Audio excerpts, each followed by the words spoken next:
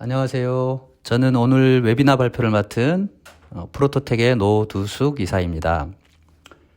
예, 오늘은 얼마 전 11월 15일부터 18일까지 독일 프랑크푸르트에서 개최된 폼넥스트 2022 전시회에 저희가 참석을 했었는데요. 그 해마다 이 시기에 세계 최대 규모로 독일에서 전시회가 개최가 되죠. 그래서 저희를 포함해서 국내에서도 이번에는 굉장히 많은 분들이 대략 한 100여 분 가까이 참석을 하신 것 같습니다. 그래서 전체적인 전시회를 이제 둘러보고 또 거기 참석하고 싶으셨지만은 좀 참석이 어려우셨던 경우들도 있으실 거고, 그리고 뭐 다녀오셨던 분들도 또 정리 차원에서 한번 전체적인 내용을 좀 다시 보시고 싶으시지 않을까 해서 전체 전시회의 어떤 동향, 그리고 뭐 장비, 주로 이제 3D 프린팅 전문 전시회이기 때문에 프린터 장비라든지 그다음에 이제 소프트웨어, 뭐 새로운 재료들 관련된 내용들을 좀 보고 정리한 내용들을 좀 말씀을 드리도록 하겠습니다. 예, 간략하게 저희 회사는 뭐 아시는 분들 상당히 많으실 건데 그래도 한번 다시 한번 설명을 드리겠습니다. 오늘 처음 오시는 분도 있지 않을까 해서 저희는 이제 국내에서 3D 프린팅 이제 한 지는 가장 오래됐고요.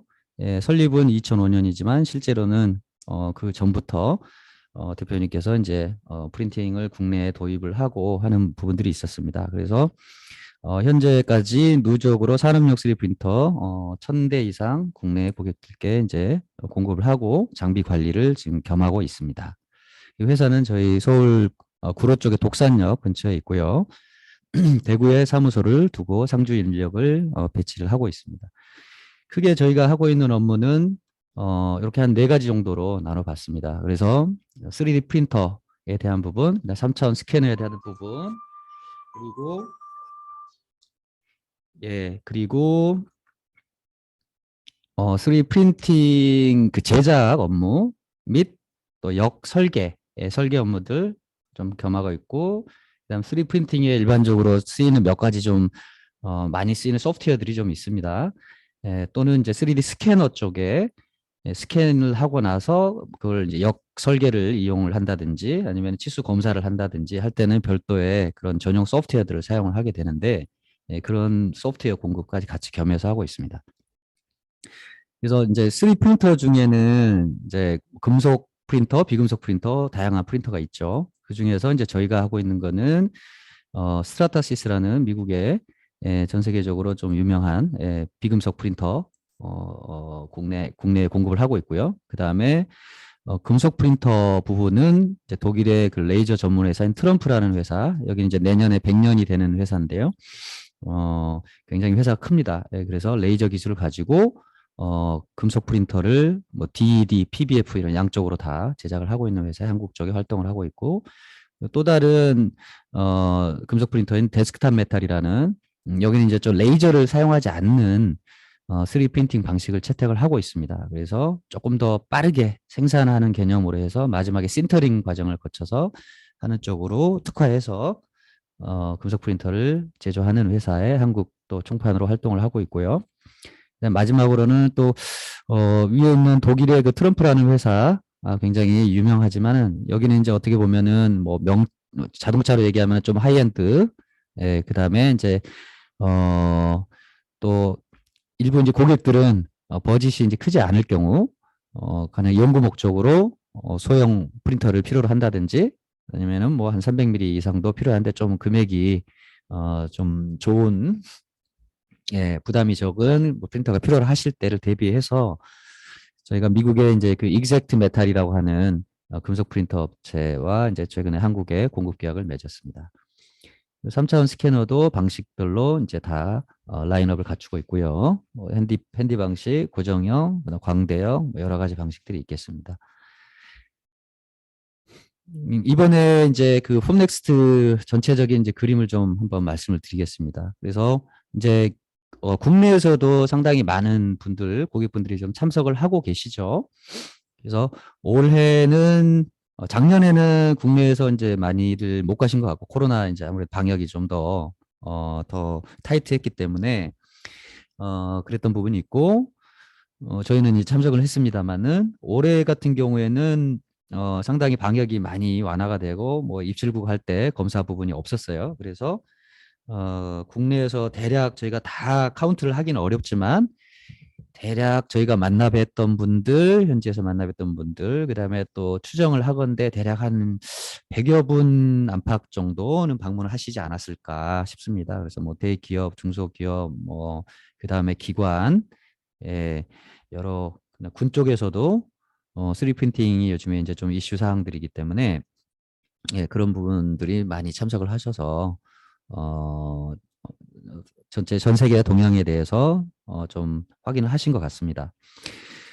그래서 이제 일정은 저희가 지난달 15일부터 해가지고 11월 18일까지 화수목금 이렇게 진행이 됐었고요. 항상 독일의 프랑크푸르트 요 장소에서 합니다. 그래서 독일의 프랑크푸르트에서 보통은 비행기를 타고 거기서 프랑크푸르트 공항에 내려서 조금 이제 이동을 하면 이쪽이 다 이렇게 전시장입니다. 전시장인데 그 중에서 이제 대개 보면은 요 홀들에서 전시가 이제 열리곤 합니다. 그래서 11월 올해도 11월, 12월에서 열렸는데 두 홀 다 이제 뭐 그라운드 플로어가 있고 그 바로 위에 그 사람들이 얘기하는 뭐 1층, 우리가 얘기하는 뭐 2층 이렇게 해서 열리고 있습니다. 그래서 규모는 이제 작년에는 한 600개 정도 기업이 전시를 했는데요. 올해는 그보다는 좀 늘었습니다. 그래서 전 세계 한 800여 개의 3D 프린팅 관계된 뭐 소프트웨어까지 포함해서 업체까지 포함해서 전부 한 보면 한 300, 800여 개 정도 기업이 전시를 했고요.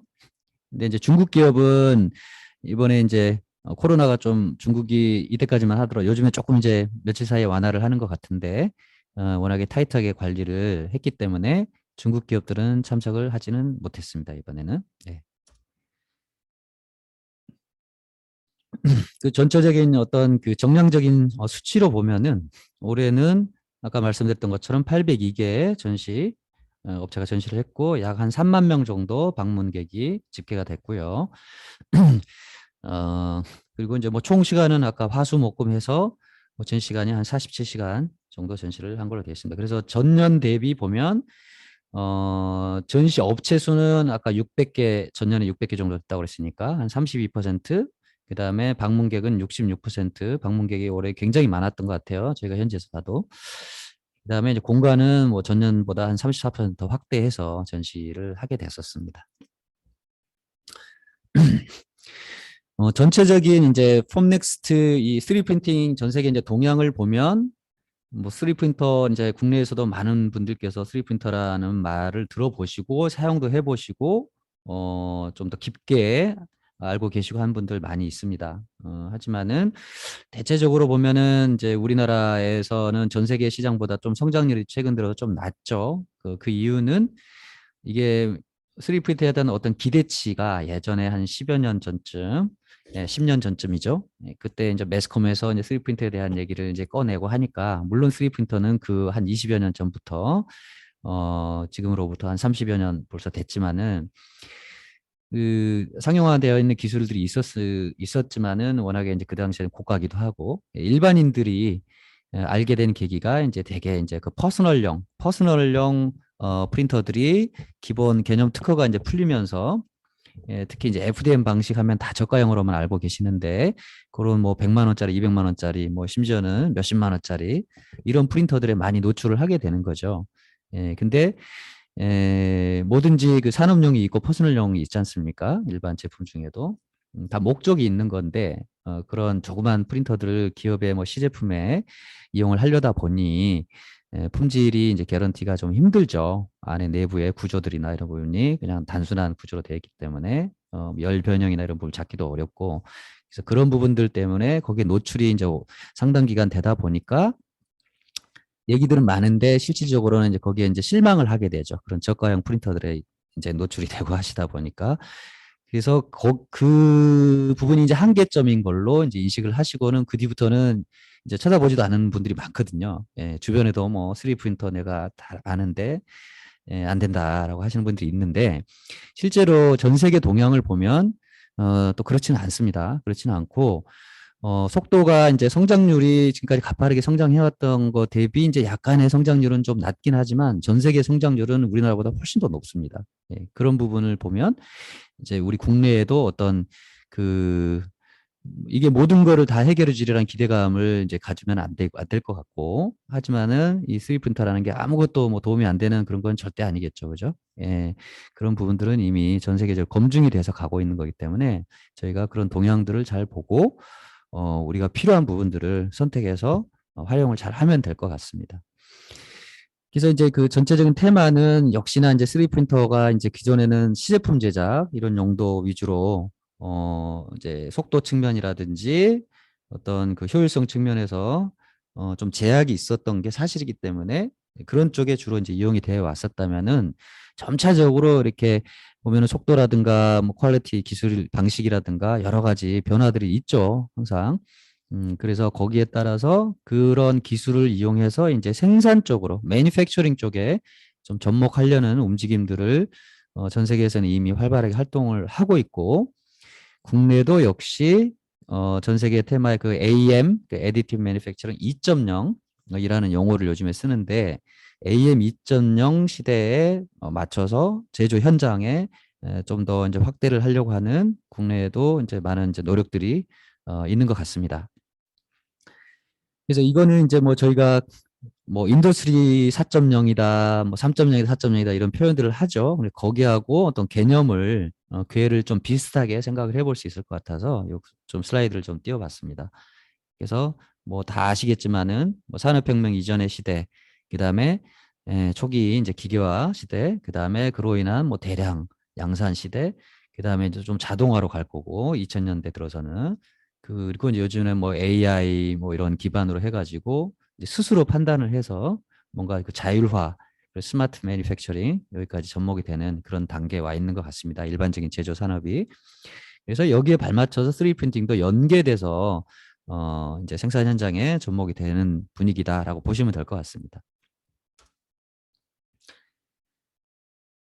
예, 지금 전체적인 어떤 큰 테마는 대체적으로 보면은 이게 3D 프린터 장비에 대한 부분과 그다음 포스트 프로세싱, 프린팅을 하고 나서 뒤처리를 참 아무것도 안 하고 그냥 그 자체로 쭉쭉쭉 이렇게 생산 제품들 이렇게 했으면 좋겠는데 그 부분이 지금 포스트 프로세싱이 전혀 필요 없는 경우는 사실 없거든요. 현존하는 어떤 기술도. 그래서 일정 부분의 후처리 작업은 필요합니다. 그래서 이제 그 부분을 어떻게 좀 간단하게 손쉽게 편하게 할 거냐, 이제 이런 부분들이 점점 없을 수는 없으니까 발전을 하는 것 같아요. 그 다음에 어떤 구조, 아까 말씀드렸던 뭐 경량화라든가 여러 가지 효율적인 생산을 하기 위한 구조들, 구조 설계 초점에 맞춰서 어떤 테마들을 전시를 그런 테마에 맞춰 전시가 이루어진 것 같습니다. 그래서 프린터들은 여러분들이 이제 많이 아시는 뭐 프린터 업체들도 뭐 무수히 많죠. 엄청나게 많은데 이게 이제 어떤 그 3D 프린터라는 게 이제 아무리 저 기술이 좋아 보여도 상품성이라는 게 중요한 것 같습니다. 보면 상품성이란 말은 무슨 말씀이냐면 저희가 뭐 국내에도 3D 프린터 뭐 중소기업들이 뭐 FDM 방식 또는 뭐 DLP 방식 가지고 제작을 하죠. 하지만은 어 이게 어떤 기업체 산업 현장에서 얼마만큼 이게 수요가 있을 건지 거기에 따라서 그 장비의 어떤 유통 구조가 갖춰질 수 있느냐 아니면은 어, 그 시장의 수요가 너무나 작아서 어떤 유통 구조로서의 그 세팅이 좀 어려울 것이냐. 왜냐하면 프린터라는 게 아시겠지만은 이게 이제 장비이기 때문에 장비 관리하려면 엔지니어들이 좀 필요하거든요. 여러 가지가 갖춰져야 됩니다. 그러면 그 엔지니어들을 길러내야 되고 하고 하려면은 맨파워를 갖춰야 되면은 어떤 그 서플라이어들이 이제 그 투자를 할 수밖에 없거든요. 그런 부분에서 투자 대비 수요가 많지 않은 엄청나게 고가의 뭐 수십억짜리 장비들 이게 쉽지 않습니다. 그러다 보니까 기술이 좋아도 어떤 각각의 그 현지에서 잘 통용이 될 수 있는 장비들이 좀 따로 있는 것 같습니다. 그래서 많은 업체들이 있지만은 주요 업체들이 이렇게 뭐 3D 시스템스라든지 뭐 3D 저희 스트라타시스라든지 3D 시스템스라든지 HP라든지 뭐 독일의 아까 트럼프라든지 데스크탑 메탈, 익젝트 메탈 그 외에 뭐 여러 다 나열하기는 어렵지만 이런 그 주요 업체들 이제 다 참석을 했고 그 외에도 뭐 소규모 업체, 그다음에 엄청나게 고가의 장비 업체들 이렇게 많이들 참석을 했었습니다. 그리고 포스트 프로세싱은 이제 뭐 비금속, 요 위쪽에는 이제 비금속 프린팅, 플라스틱 프린터나 뭐 액상 장비라든가 이런 프린터들로 프린팅 한 다음에 후처리하는 그런 어떤 장비들이 있어요. 그런 메이커들이고, 그다음에 여기 뭐 이 업체는 조크 테크놀로지라고 하는 독일 회사인데, 여기는 이제 금속 프린터들도 이제 기관을 필두로 해가지고 국내에 좀 퍼지다가 최근에 이제 기업들이 이제 뭐 도입을 하기 시작하죠. 몇 군데들이 지금 생겨나고 있는데, 그 프린팅을 하고 나면은 역시 이제 뒤에 서포트 절단 뭐 제거라든지 그런 부분들이 필요합니다. 표면 사상 작업이라든지 그런 부분들을 조금 더 좀 분진에 노출되지 않고, 이제 어떤 분진들 같은 경우에는 이제 그 반응성, 산소하고 반응을 하면은 얘가 이제 뭐 불꽃도 파차차차 뛰고 하는 그런 반응성 소재들이 있거든요. 그런 소재들로 만들어진 그 후처리 작업을 할 때 위험성이라든가 또 그 파우더들이 이제 흡입을 하거나 뭐 결국은 이제 옷에 묻고 뭐 그를 통해서 입 안으로 들어가고 이렇게 하면은 결국 쇳가루를 먹으면 안 되잖아요, 사람이. 그런 부분들의 위험을 좀 차단을 하려는 그런 과정에서 이런 그 부스 안에서 한마디로 글로박스에 장갑을 이렇게 손을 넣고 파트를 안에서 정해진 공간 부스 안에서 이게 절단을 해낸다든지 그라인딩을 한다든지 이런 이제 후처리 장비도 지금 나와 있습니다. 예, 그리고 아까 그 레티스 구조 말씀드렸던 부분들이 뭐 이런 부분들이고요. 이게 스펀지처럼 이렇게 뭐 신발도 예, 뭐 아디다스의 그런 사례들도 있죠. 밑창을 이렇게 3D 프린팅으로 해서 10만 켤레 이상 뭐 생산을 하고 판매도 하고 이런 사례들도 있듯이 그다음에 이런 그 의자 시트 부분이라든지 시트, 의자 시트 부분이라든지 여러 가지 이런 폼이 필요한 부분들은 또 이런 구조, 프린터를 이용해서 효율적으로 제품을 생산할 수 있다라고 보시면 되겠습니다. 그래서 그렇게 하려면은 결국 이런 매트릭스 설계, 즉 레티스 설계를 해줘야 되는데 그런 소프트웨어들이 또 이렇게 있는 거죠. 전 시장 전체 그 플로어를 이제 보면은요. 제가 아까 11월 하고 그림에서 11월하고 12월 이렇게 홀들이 있었죠. 각각 이제 두 개 층씩 전시가 됐었고 12월에 이제 뭐 12.1이라고 돼 있는데 이게 이제 2층입니다. 우리나라 사람들로 봤을 때는 2층. 그다음에 아래층 있고 전체적으로 이런 업체들이 좀 전시가 됐었습니다. 예. 그래서 주로 이제 요 중앙에 있는 중앙로에 있는 게 가장 이제 눈에 띄기도 쉽고 하기 때문에 메인 업체들은 주로 이쪽에 항상 전시를 하죠. 예. 그리고 그 같은 12홀에 이제 아래층에는 또 이런 업체들, 중앙에 메이저 업체들이 전시를 하고 있습니다. 국내 기업도 뭐 일부 참석을 했죠. 여기에 뭐 인스텍이라든가 이런 기업들은 국내 기업이죠. 예. 그리고 그 옆에 건물에 이제 11홀의 위층에 보면은 또 메인 스트릿에 보면은 이제 이런 업체들, 예, 아까 말씀했던 뭐 이거 플라스틱 후처리하는 업체고 뭐 파우더를 털어낸다든지 또 컬러링까지 색상까지 마치 도장하듯이 이렇게 한다든지 이런 업체고요. 그 다음에 여기 그래피라는 업체도 여기 이제 국내 업체가 되겠습니다. 국내 소재 업체가 되겠습니다. 액상 광경화 소재 개발해서 생산하는 소재가 되겠습니다. 그 11월의 아래층에 또 메인스트리를 보면은 뭐 이런 기업들, 그리고 여기는 이제 프라운호퍼는 이제 국내 뭐 생산기술연구원 같은 그런 독일의 유명한 연구기관이죠. 예, 이렇게 이제 전시가 되어 있습니다.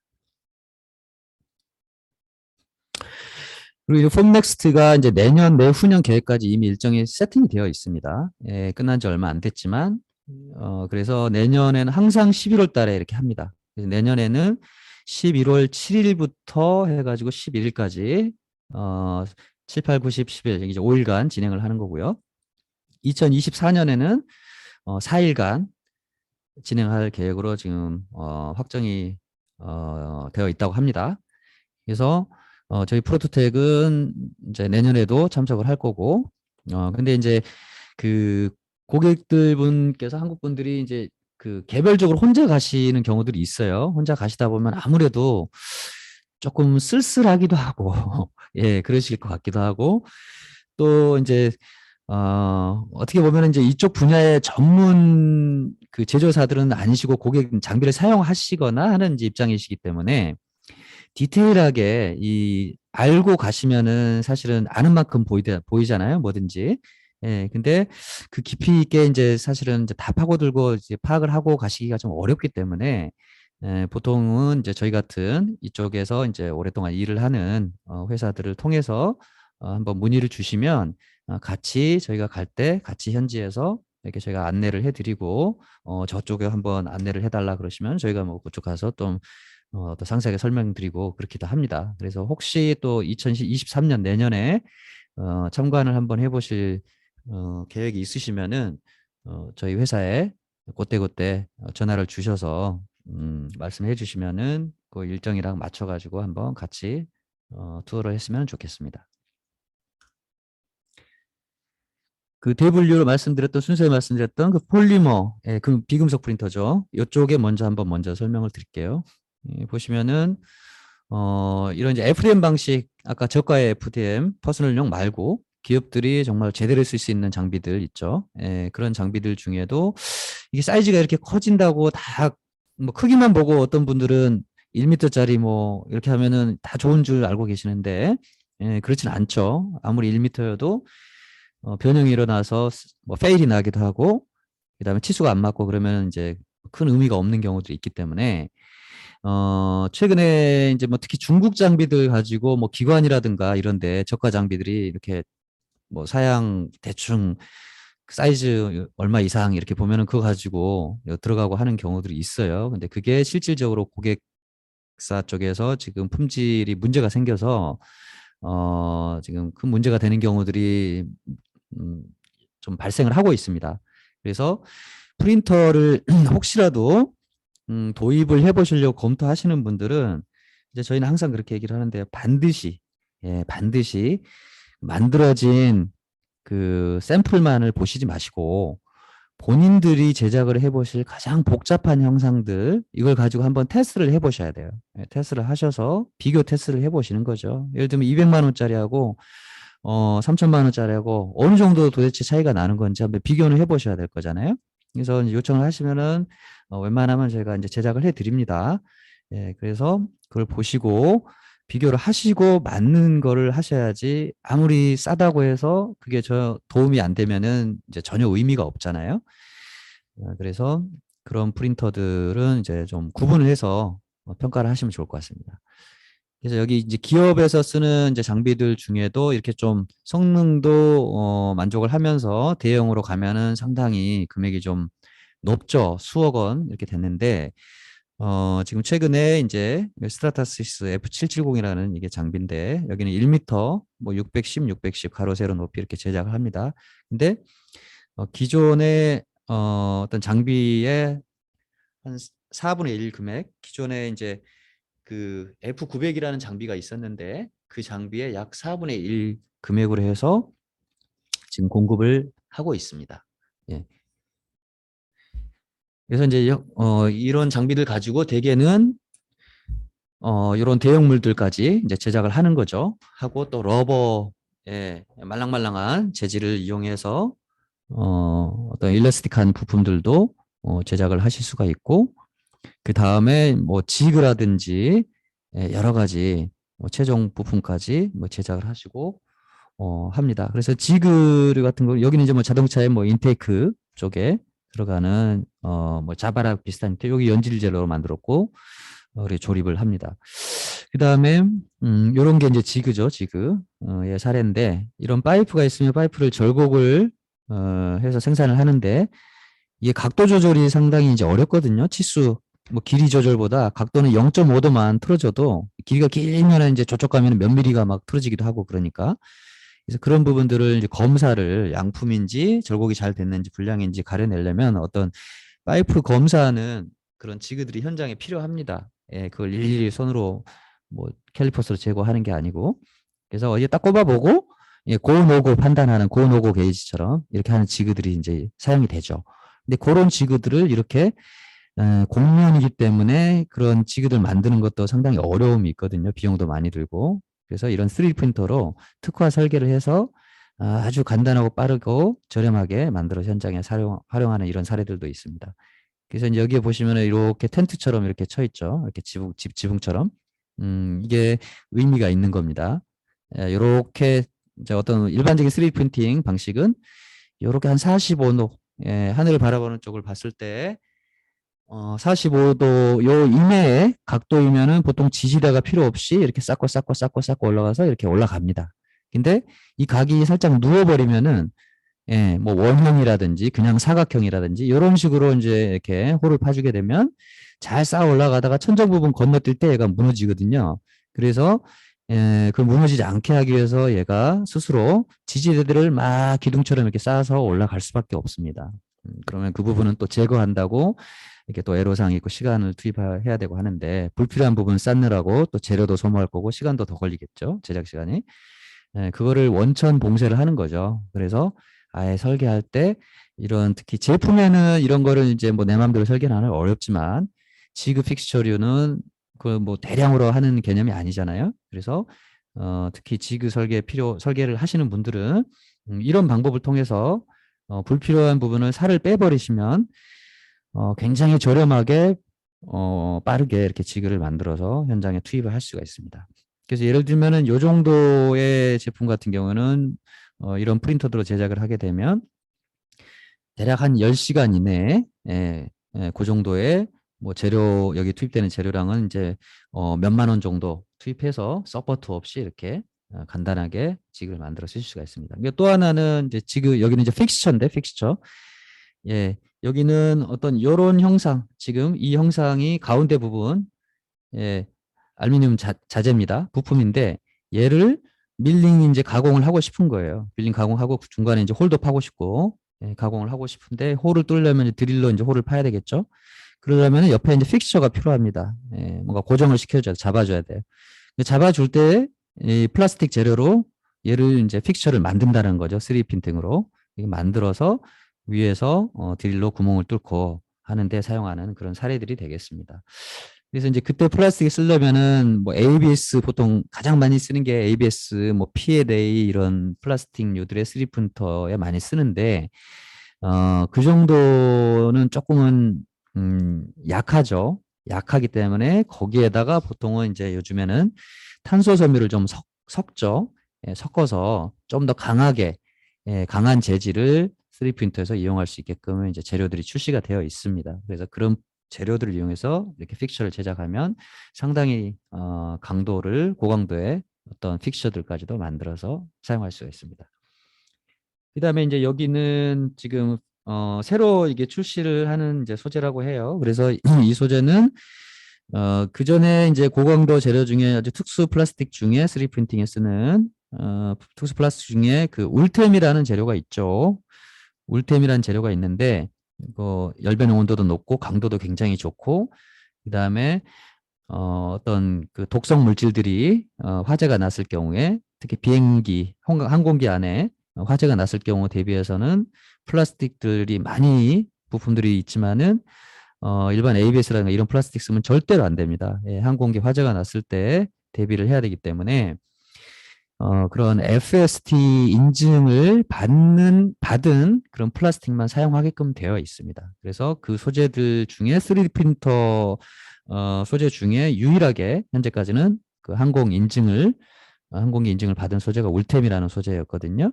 근데 그 울템이라는 소재가 참 좋긴 한데 얘가 이제 서포트도 굉장히 이 소재가 융점도 높고 열변형도 높고 하기 때문에 그 서포트 부분도 상당히 그 물에 녹는 성분을 이용하기 어려웠어요.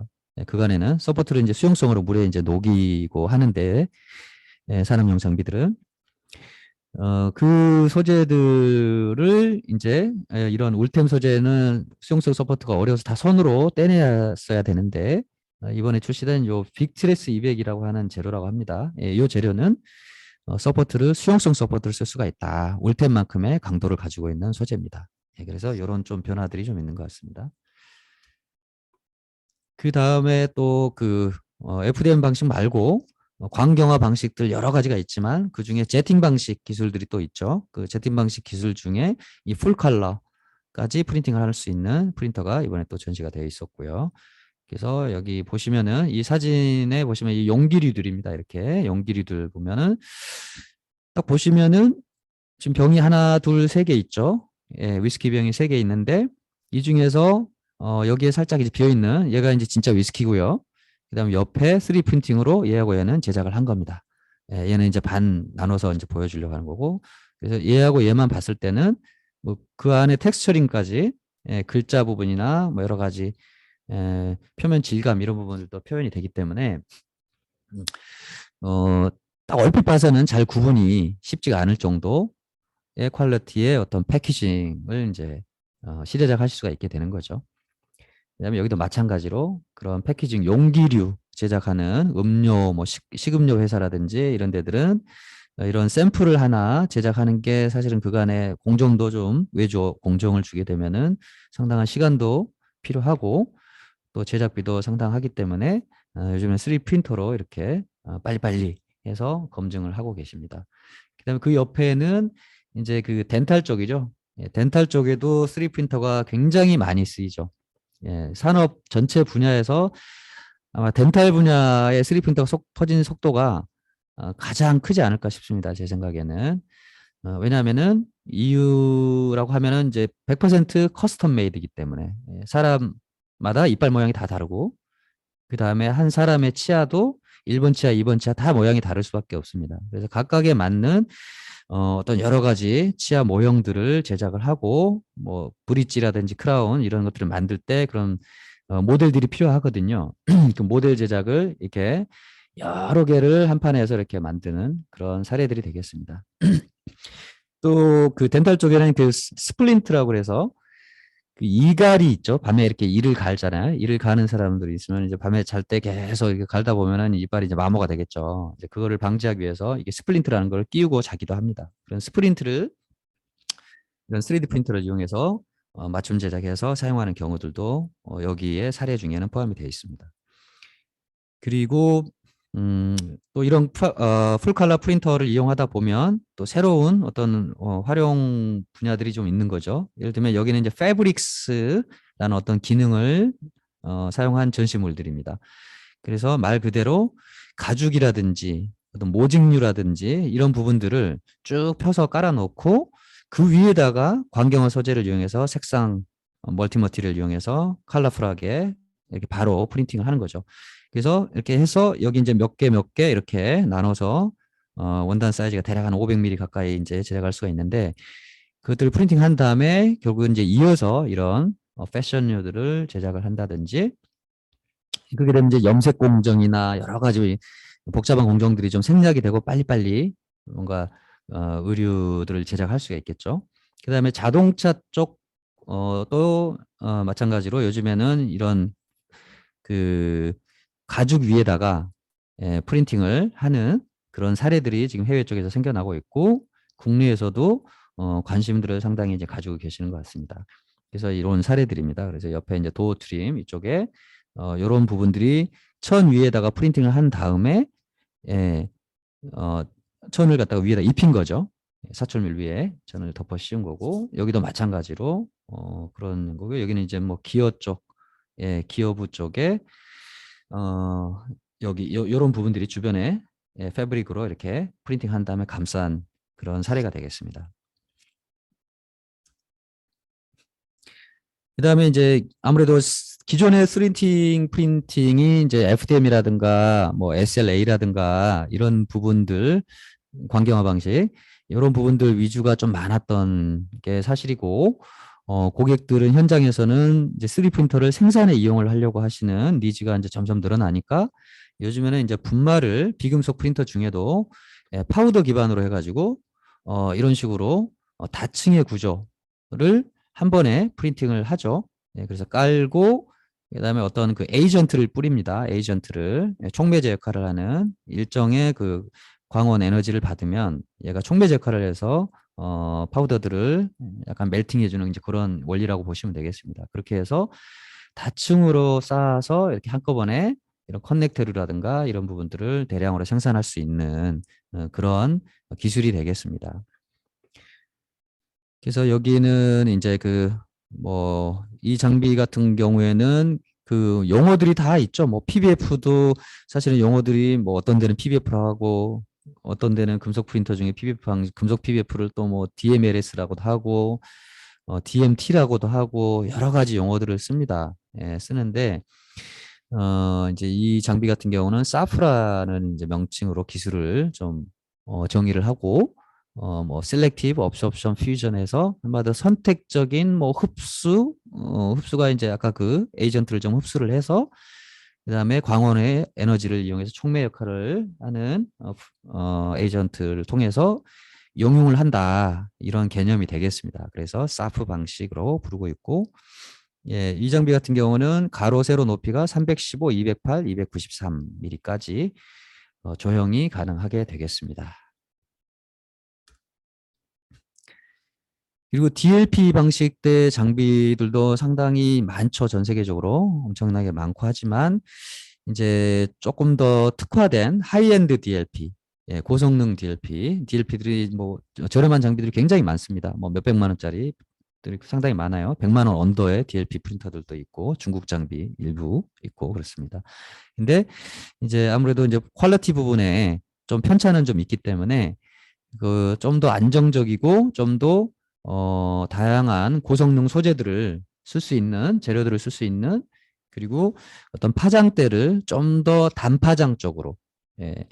뭐 보통은 이제 뭐 400나노미터 파장대를 많이 사용을 하는데 좀 더 아래쪽 파장 뭐 360나노 요 정도 예, 선 정도 단파장을 이용해서 어떤 그 파장 자체 에너지 값을 높이는 거죠. 높여서 고성능 재료들, 뭐 고온 재료 같은 경우는 보통 뭐한 300도 가까이 열배 정도 나오는 그런 재료들도 사용을 할 수 있게끔 요 장비가 지금 오리진 원이라는 장비가 전시되어 있었습니다. 그래서 빌드 사이즈는 아주 크진 않지만 가로가 192, 그다음에 세로 108, 그다음 높이가 307. 그래서 이 안에서 이제 매달아서 조그만 부품들은 여러 층으로 매달아서 한 판 가득히 이렇게 고속으로 예, 생산을 할 수가 있겠습니다. 그래서 이쪽 부분 아까 말씀드렸던 덴탈 쪽에도 이런 DLP 방식을 이용해서 다양한 그 파트들을 제작한 샘플 사진이 되겠고요. 그다음 맨 밑에 이제 사진은 좀 더 특이하게 신발을 그 발포하죠. 이렇게 밑창을 발포하고 옆에 가피를 또 만들어야 되고 할 때 이 가피를 만들 때는 보통 이 사람 발 모양처럼 그 라스트라고 그래서 그걸 깎아서 그 주변으로 이렇게 천을 싸죠. 예, 그렇게 해가지고 가피를 만들고 그다음에 요 밑에 이제 발포를 할 때는 별도로 금형을 파서 이거를 이제 발포를 작업을 해야 되는데 이 몰드들을 여기 보시면 사진을 보시면은 이런 가피를 모양을 잡기 위한 안에 그 라스트도 요 장비로 출력을 했고 이 주변에 발포를 하기 위한 몰드들 아래쪽 그다음에 양쪽 측면 이 몰드들 세 방향의 몰드들을 요 같은 장비로 해서 출력을 해서 신발을 뭐 초도 물량 뭐 수십 켤레 정도는 이런 실제 신발을 생산하는 데 쓴 그런 이제 사례도 전시되어 있었습니다. 예, 그래서 이런 쪽도 3D 프린터가 이제 생산에 물론 이제 뭐 몇만 켤레까지 생산해야 된다고 하면 그때 정식 이제 금형을 파서 제작하는 게 효율적이겠죠. 근데 초기에 실제 그냥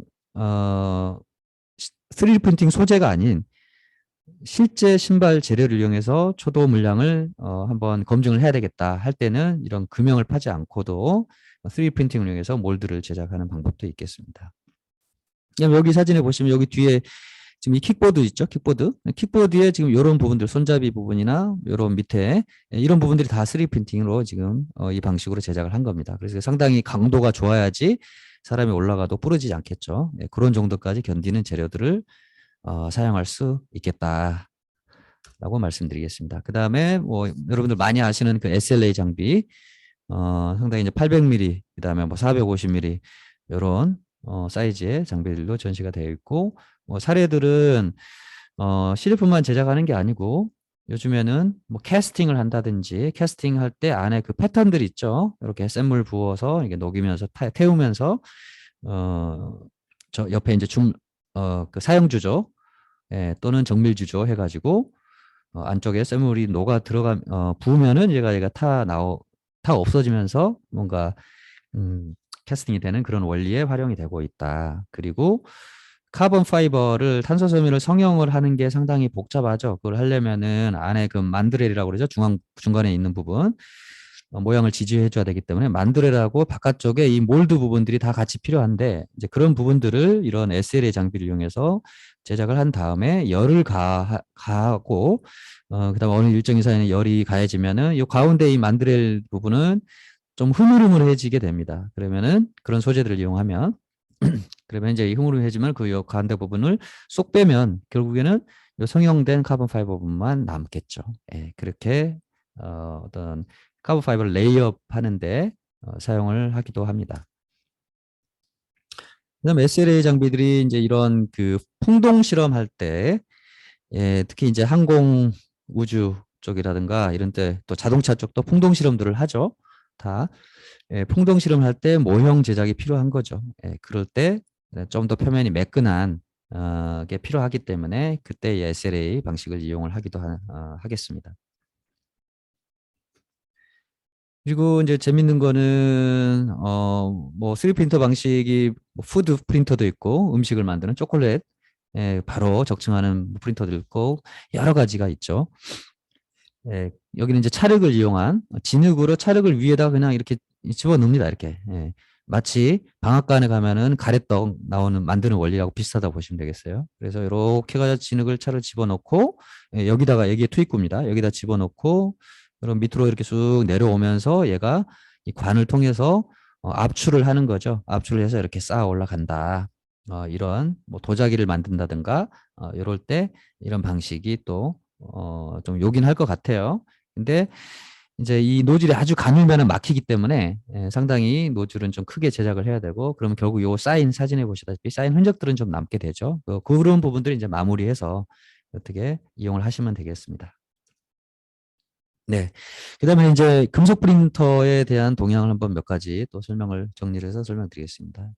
여기 이제 아까 말씀드렸던 뭐 셀렉티브 레이저 멜팅 방식 약자로 뭐 SLM이라고 뭐 방식으로 얘기하기도 하고 또 어디는 뭐 DMLS 방식이라고도 하고 그다음에 뭐 일반적으로는 금속 PBF라고도 하고 뭐 이렇습니다. 또 어디는 뭐 LMF라고도 하고 예, 여러 가지 용어들이 좀 난립을 하고 있다 보시는데 공식적인 ASTM의 용어는 다 PBF죠. 파우더 베드 퓨전 방식이 또는 뭐 DED 방식이라고 하는 방식이 또 따로 있고 그렇습니다. 그래서 여기는 이제 독일의 그 트럼프라는 회사인데 트럼프 2000 장비 이 직경이 대략 이게 200mm입니다. 직경 200에 높이 200mm까지 쌓을 수 있는 어떤 원형 실린더 타입으로 되어 있고요. 그래서 전시물도 이렇게 보시면은 지금 여기 같은 경우에는 이게 지금 위성 안테나인데요. 위성 안테나에 이 지금 나중에 한번 자료를 배포해 드릴 테니까 요청하시는 분 배포 드릴 테니까 한번 사진을 확대해서 한번 좀 보시면 좋을 것 같습니다.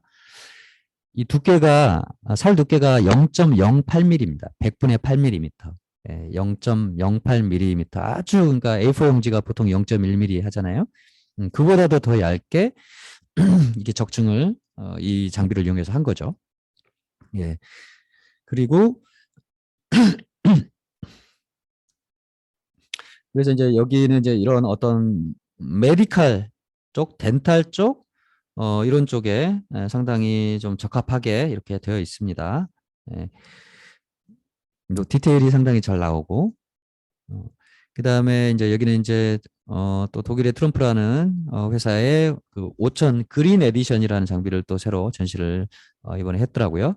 그래서 보면은 그전에는 이 그린 에디션이 요 대형 장비에는 없었는데 요 사이즈에 이제 이번에 새로 장착해서 뉴 프로덕트 해가지고 전시를 이번에 하고 있었습니다.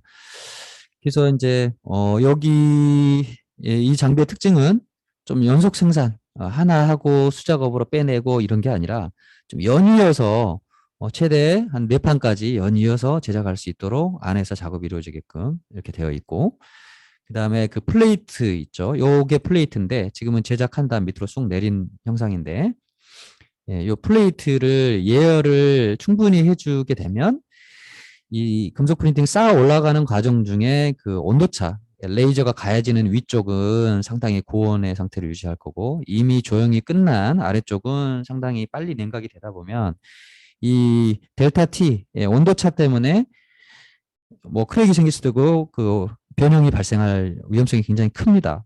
그래서 높이 쌓아 올라가면 갈수록 그게 눈에 띄게 드러나는 경우들이 있거든요. 그러면 페일이 나죠. 막 부딪히고. 그런 부분들의 그 여러 가지 부분들을 효율적으로 하려면은 이 빌드 플레이트 온도를 최대한 높게 올려주면 좋아요. 그런데 이제 이게 고온을 올리다 보면은 주변의 부품들도 마찬가지로 다 고온에 견딜 수 있는 부품들, 안정되게 부품을 다 소재들도 바꿔야 되고 환경을 다시 꾸며줘야 되는 거죠. 그래서 그런 예열 온도를 지금 이 장비는 500도씨까지, 보통 200도까지 많이 올리죠. 근데 얘는 500도까지 충분히 올려줌으로써 특히 이제 탄소함유량이 높은 머레징 스틸, 요런 애들, 그 다음에 그 타이타늄 같은 요런 금속들을 고층으로 적층하는 게 만만치가 않습니다. 그리고 변형이 많이 생길 것 같으면은 그 밑에 서포트도 굉장히 더 촘촘하게 배치를 할 수밖에 없거든요. 해야 될 수밖에. 그러면 서포트를 또 나중에 잘라내는 과정이 또 힘들어지고 하기 때문에 처음부터 변형량을 최소화할 수 있는 그런 예열 그 구조를 갖게 되면 서포트도 최소화해서 적층을 할 수가 있습니다. 그래서 모든 면이 더 유리해지는 거죠. 그 제작하는 시간도 단축시킬 수 있고, 그런 장비가 되겠습니다.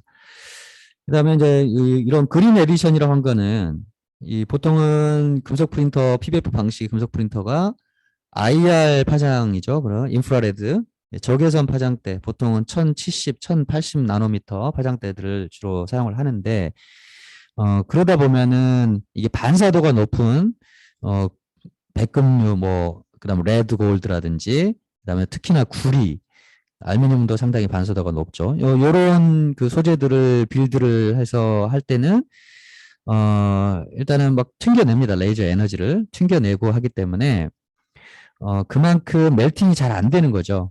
얘가 멜팅이 잘 돼야 되는데 그래서 효율성이 떨어지게 되고 장비 내부에 얘가 반사가 되면 장비 내부에 또 악영향을 미치는 경우들도 있고 합니다. 그래서 그런 어떤 소재들을 이용해서 적층하고자 할 때는 레이저 파장대를 최대한 단파장으로 좀 낮춰줍니다. 그래서 뭐 515 나노, 아까 IR이 보통 1070, 1080 나노라고 그랬죠. 그래서 가시광선 영역에 보면은 아래쪽 단파적 정이 빨주노초 파남바 중에 이게 녹색 계열 쪽이 이제 500 나노미터 그쪽 파장대거든요. 그 녹색 계열의 파장대를 이용해서 그 레이저를 장착을 해서 영용을 하다 보면 굉장히 흡수율이 높다. 그래서 내부 구조도 안정적이고 잘 떡으로 얘기하면 설익은 떡이 되는 게 아니고 잘 익겠죠. 그래서 멜팅이 아주 잘 된 이런 파트들을 생산할 수가 있습니다. 여기 사진은 이것도 마찬가지로 좀 작아 잘 안 보이실 텐데 제가 지금 손가락을 이렇게 끝에 가리키고 있는데 이 부분이 좀 찢어졌습니다. 빌드를 하다 보니까 이게 열변형으로 이렇게 찢어진 거예요. 내부 응력 때문에 찢어졌는데 여기는 그 바닥을 200도씨까지만 예열을 해줬던 장비로 만든 거고 그 다음에 오른쪽은 이 빌드 플레이트를 500도씨까지 예열을 충분히 해서 그런 그 온도차 갭을 줄여서 이렇게 크랙을 예방한 그런 똑같은 파트를 제작한 사례가 되겠습니다. 그 다음에 여기에는 이제 상당히 큰 사이즈인데 이 길이가 대략 한 뭐 370, 80mm 됩니다. 이거를 세워서 이 장비가 만들 수 있는 게 뭐 직경 300에 높이 400까지 제작을 하는데 세워서 순수구리를 이용해서 제작한 사례가 되겠습니다. 그리고 또 하나 재밌는 게 이제 이 프리폼 기능이라고 해요. 프리폼 여기 앞에 프리폼 한마디로 미리서 사전에 스탠다드 모양으로 꼽아 놓고 여기 이제 빌드 플레이트 홀들이 파여 있죠. 홀들이 파여 수십 개 홀들이 파여 있어요. 그래서 이 쉔크 부분에 이게 절삭 공구인데 그 쉔크 부분에 해당되는 부분은 스탠다드로 꼽아 놓고 위에 가공부에 해당되는 부분만 얹어서 파우더를 깔아서 이제 멜팅을 한 거죠. 메탈 프린터로. 그러다 보면 바닥에서부터 전부 다 쌓아 올라가는데 걸리는 시간 그리고 거기에 투입이 돼야 되는 파우더 비용이 일반 가공 소재보다는 높기 때문에 그런 부분의 어떤 비효율성을 좀 제거를 하는 측면이 되겠습니다. 그래서 이 트루포인트 5000 장비에는 이 프리폼 기능까지 좀 탑재가 되어 있다라고 보시면 되겠습니다. 이제 이런 게 그간의 금속 프린터, 파우더 방식 금속 프린터가 좀 차별된 부분인 것 같아요. 그리고 일반적으로 메탈 프린팅의 이제 사례들입니다. 예, 이렇게 심지어는 그 반도체 공정에 웨이퍼 실리콘 그 웨이퍼 테이블 있죠. 여기 위에 이제 실리콘을 얹고 하는데 그러면은 이제 냉각이 필요하기 때문에 이런 복잡한 구조의 냉각 채널들을 내부에 이렇게 비워져 있는데 유로들이 있고요. 예, 그런 것들을 이제 조형을 복잡한 형상들을 해야 될 때는 가공으로 안 되기 때문에 한 번에 어렵기 때문에 메탈 프린팅으로 이렇게 제작해서 활용을 하는 사례들도 생겨나고 있습니다. 그리고 또 다른 이제 금속 프린트 방식 중에 이제 바인더젯 요즘에 이제 많이들 얘기를 하죠. 왜냐하면 점점 더 속도를 좀 높여야 되기 때문에 레이저로 이렇게 선으로 그려서 녹이는 거는 물론 레이저를 뭐 여러 개 장착해서 하는 요즘에 추세가 또 일부 있습니다만은 그렇게 했을 때 또 한계점들이 있습니다. 예. 그런 측면을 고려했을 때 지금 금속 프린팅 방식도 이제 바인더젯 방식으로 좀 빨리 그쪽 방식들이 좀 속속들이 지금 시장에 지금 나오고 활용 사례들도 생겨나고 있는 거죠. 그래서 얘는 이제 특이점은 파우더를 면 단위로 쭉 깔아놓고 위에 이제 파우더를 좀 고정을 해주는 액체 바인더를 쭉 헤드가 잉크 헤드처럼 쭉 뿌리고 지나가는 거죠. 그다음 그걸 약간 경화를 하고 형상을 유지한 다음에 주변에 이제 감싸고 있는 파우더들은 파우더를 좀 털어내고 그걸 끄집어내서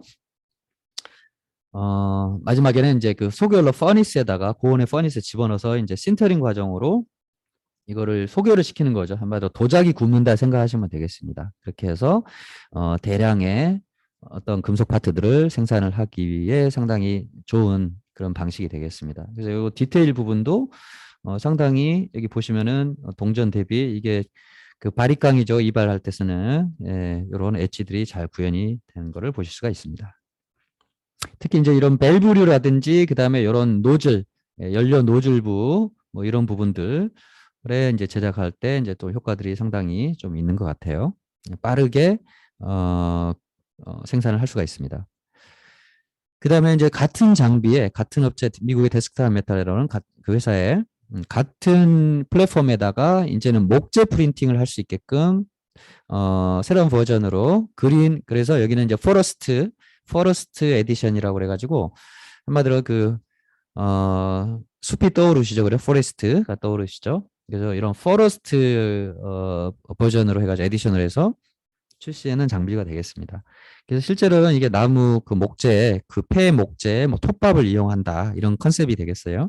톱밥을 이용해서 쭉 깔고 바인더젯 기술을 이용해서 물론 퍼니스에 집어넣을 필요는 없겠죠. 이제 그렇게 되면 타버리니까 그렇게 해서 형상을 고정하고 하다 보면 이런 나무 형상들 이런 파트들을 제작을 할 수가 있게 되겠습니다.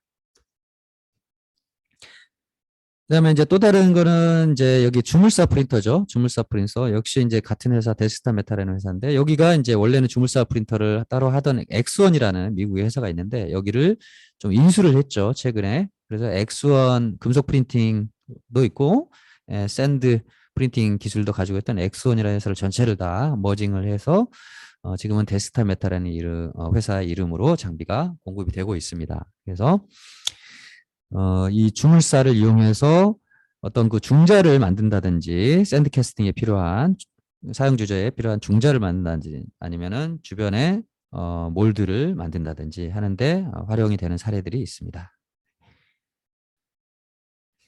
그리고 이제 또 하나의 메탈 프린팅 방식 중에 이제 그 와이어를 이용한 방식이 있죠. 그래서 와이어를 이용해서 좀 표면은 좀 거칠긴 하지만 적정 흔적들이 있지만 조금 더 대형물까지 좀 빨리 만들고 할 때는 마치 철사를 용접해 간다 보시면 되겠습니다. 여기 쭉 뽑아내면서 레이저로 여기에 에너지를 가해서 녹이면서 쌓아 올라가는 베드가 이제 뭐 삼축으로 움직인다든지 이런 식으로 해서 형상물을 쌓아 올라가는 경우가 되겠습니다. 이렇게 하다 보면 이제 서포트가 생성이 안 돼도 되기 때문에 상당히 큰 여기는 이제 철제 다리 같은 뭐 조형물 또는 다리 같은 이런 제작 사례가 되겠습니다.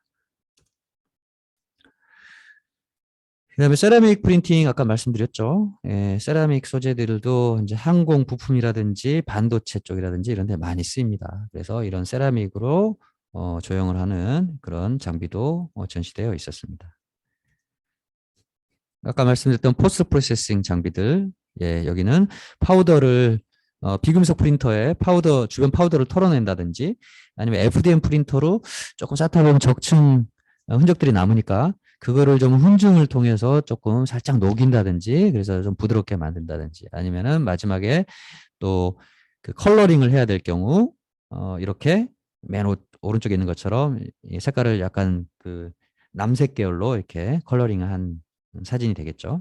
이런 게 이제 각각의 기능을 하는 장비들이 또 있고 마찬가지로 다른 AMT라는 회사도 그런 류의 포스트 프로세싱 장비를 전시를 하고 있었습니다. 그 금속 프린터에 그 사용하시다 보면은 상당히 이게 서포트 제거할 때 어렵죠. 예, 불편하고 힘들고 그다음 환경적으로도 이게 파우더들이 또 날리게 되니까 예, 불꽃도 튀기고 이러다 보니까 이 서포트를 좀 안정적으로 제거할 수 있는 이런 장치들에 대한 또 니즈들이 있는 것 같아요. 그래서 이게 독일의 이제 여기는 조크 테크놀로지라는 회사인데 예. 이 장비가 혹시 관심 있으시면 나중에 저희한테 한번 문의를 한번 주십시오. 제가 한번 설명을 드리겠습니다. 그래서 여기에 뚜껑을 열고 여기는 이제 윈도우가 안에 들여다 보이죠. 뚜껑을 열고 파트를 금속 프린팅의 파트를 집어넣고 뚜껑 닫고 여기에 이제 그 글로브 박스죠. 장갑이 고무 장갑 이렇게 해서 하나는 잡고 파트를 잡고 한 손으로는 오른손으로 이런 그 그라인더라든지 그다음에 또 재밌는 게 이걸 서포트를 떼낼 때 바이브레이션을 이용하는 것도 있어요. 바이브레이션 한마디로 그 끌이죠. 끌. 예. 끌을 이용해서 실제로 수작업으로 막 서포트 때려가지고 이렇게 잘라내기도 하거든요. 플레이트에서 절단할 때. 예. 그때 플레이트 절단할 때 그거를 뭐 망치하고 끌을 이용해서 이렇게 툭툭 때려가지고 하던 작업들을 좀 바이브레이션을 줘서 얘가 그걸 갖다 대면은 얘가 진동에 의해 가지고 서포트들이 그러니까 파트가 플레이트에서 끊어지는 그런 일들이 발생을 합니다. 생겨나게 되는데 이제 그렇게 하다 보면 조금 더 편하게 플레이트에서 분리가 가능할 거고요. 그 다음에는 이제 서포트 절단하고 이렇게 그라인딩까지 작업하는 그런 장치가 되겠습니다. 여기도 이제 특히 티타늄이라든가 이런 반응성 소재들까지 작업할 걸 감안해서 여기에 이제 이너트 환경을 또 만들어 줄 수도 있고 그다음에 그 파우더들은 또 수거도 또 중요하기 때문에 이런 뒤에 습식으로 해가지고 여기 뒤쪽에 보면은 습식으로 파우더 수거 장치가 또 따로 있습니다. 그래서 이런 장치들이 또 전시가 되어 있다. 예, 말씀드리겠습니다. 마지막으로 레티스 구조 활용 사례들입니다. 예, 마지막 한 장 슬라이드인데요. 이미 설명이 들었던 부분이기 때문에 그냥 그림상으로 보시면 대충 다 이해가 되실 것 같습니다. 이게 아까 말씀드렸던 그 신발 사례죠. 이 밑창. 좀 더 가볍게 만들다 보면 여러 가지 좋은 점들이 많겠죠. 그리고 이게 요즘에는 이제 자전거 안장, 예, 맞춤형으로 제작해서 이런 레티스 구조로 좀 더 이제 푹신푹신하기도 하고, 그다음에 좀 더 조금이라도 중량을 줄일 수가 있겠죠. 예, 그런 쪽에 활용을 하기도 하고, 그다음에 자동차 뭐 시트라든지 일반 의자라든지 예, 이런데 이렇게 예, 매트릭스 구조가 활용이 되고 있습니다. 그리고 이제 이런 부분들을 하기 위한 매트릭스 설계를 하기 위한 뭐 소프트웨어들도 다 전시를 지금 이번에 했었고요. 금속 프린팅 할 때도 마찬가지로 이런 임플란트 제작할 때 좀 레티스 구조로 설계를 하면 또 어떤 그 융합도 예, 골 융합이 되고 이런 부분들이 좀 중요하니까 이럴 때 레티스 구조로 설계를 할 필요가 있습니다. 그래서 이런 소프트웨어들을 이용해서 레티스 설계를 하고 있습니다. 네, 전반적으로 이 정도의 그림으로 이번에 전시가 이루어졌다라고 말씀을 드릴 수 있겠습니다. 자, 오늘 1시간 제가 설명을 드렸고요. 경청해 주셔서 감사하고 예, 감사드립니다. 예, 여기까지 마치겠습니다.